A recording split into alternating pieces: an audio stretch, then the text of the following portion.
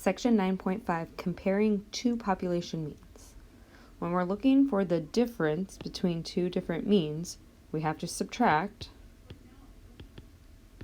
one of them from the other.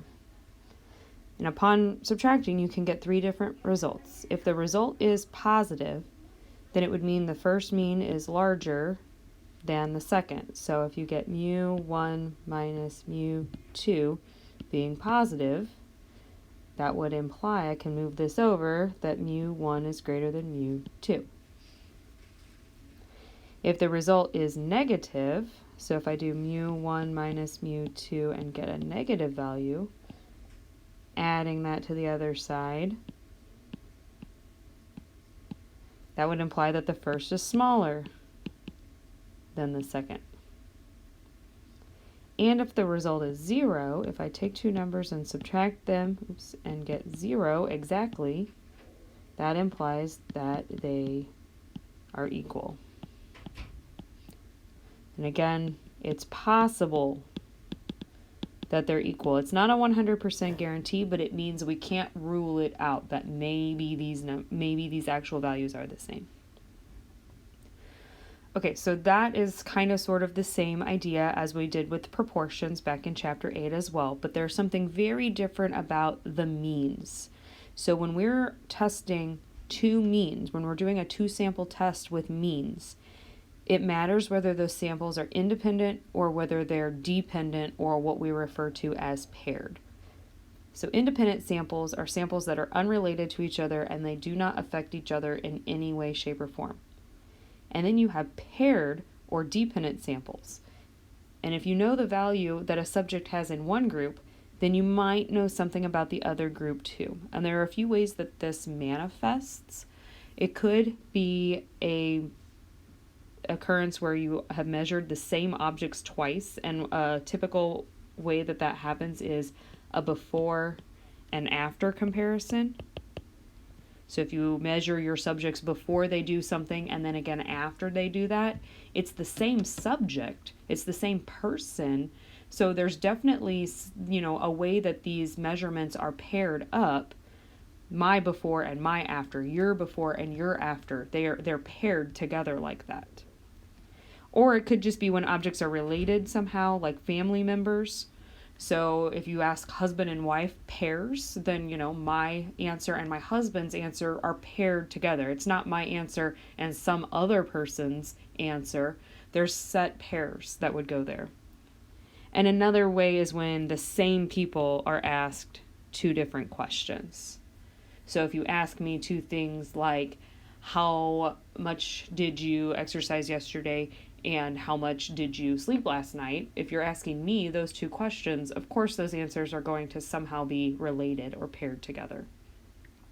So that's the key that you're going to have to be able to do in this section and in this chapter, is when you're reading these questions, decide whether they're independent or whether they're paired, because where you go into StatCrunch to run that test is different. And if you run it in the wrong place, it will give you the wrong answer. Okay, so we want to just first practice, can you tell independent versus paired? So this one says, people are chosen in a random sample and asked how many minutes they spent the day before watching TV and how much time they spent exercising. And the researchers want to know how the different mean amounts of times are for these two activities. So it's definitely about a mean. So we know we're like in this chapter 9 mean material. But we have to decide, am I going to run a paired test or an independent test on these? Well, if you're asking the same person, how much time did you spend watching TV and how much time did you spend exercising, those are going to be paired. Because you have the same people asked two questions.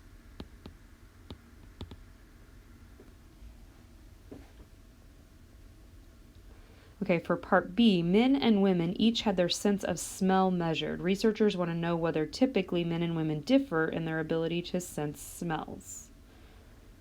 It doesn't seem to be any kind of pairing up here. It didn't say it was husbands and wives or mothers and sons or anything like that. So it's just a random group of men and a random group of women.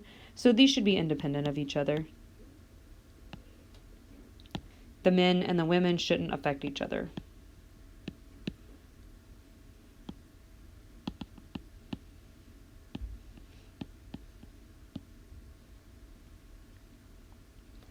Okay, what about researchers randomly assigned overweight people to one of two diets, Weight Watchers or Atkins, and they want to know whether the mean weight loss on the programs is different.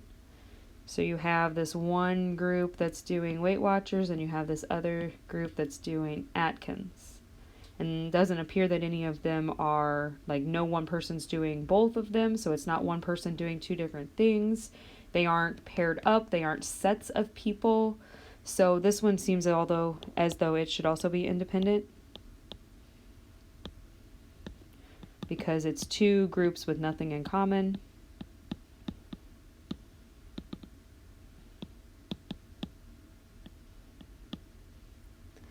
So knowing something about someone in the Weight Watchers group should not tell me anything about something in the Atkins group. They're just two completely different sets of people. And then D, it says the number of years of education for husbands and wives are compared to see whether their means are different.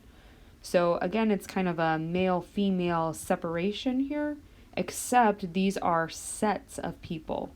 These are husbands and wives specifically, so this would certainly be paired, because if you know one spouse's education level, that might tell you what, at least a likelihood of what the other spouse's education level is. A lot of times people meet in college, right? So if you know someone's went to college, maybe the likelihood of their spouse also having gone to college is going to be higher then. So pairs of people.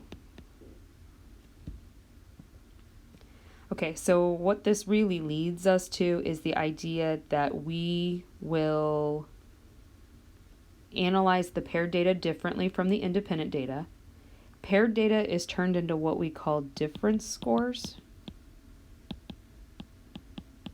And the symbol that you're going to see in StatCrunch for this is mu D for mu difference. So one value gets subtracted from the other value in each pair, and then you basically analyze them, or StatCrunch does. StatCrunch does this for you. It analyzes them using a one sample technique. Again, StatCrunch will do the appropriate analyzing for you as long as you get to the correct spot there. So you just need to do what we just did, which is decide, is this paired or is this independent? Go to the appropriate place, and you don't need to worry about it from there on out. It will do it appropriately as long as you're in the right place.